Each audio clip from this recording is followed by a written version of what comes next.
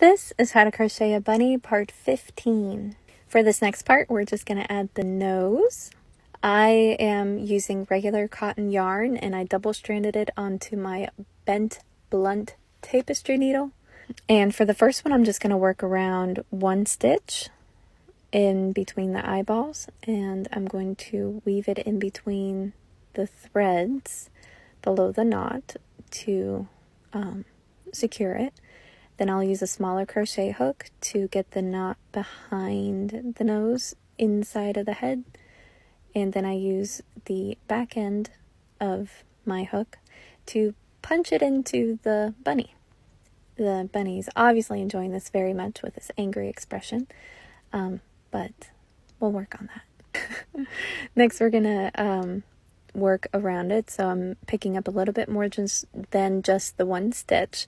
You don't have to just work within the confines of the gaps between the stitches.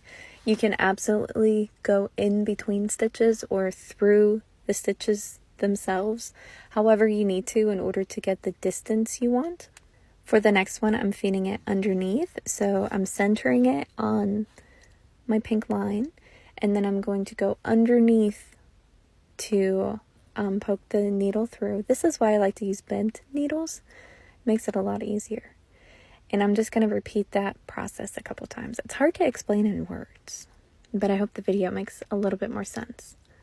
I'm going to do this about 3 times. That's what I found works for me for the size. You can make your nose as big or as small as you want to. This is just how I do it. And this is not how I did it in the beginning. In the beginning, my noses were a lot bigger. But, I don't know, it's the easiest one for me. For this last one, I'm pretty sure this is the last one, I am going to just poke it through the head and out at any point in the bunny.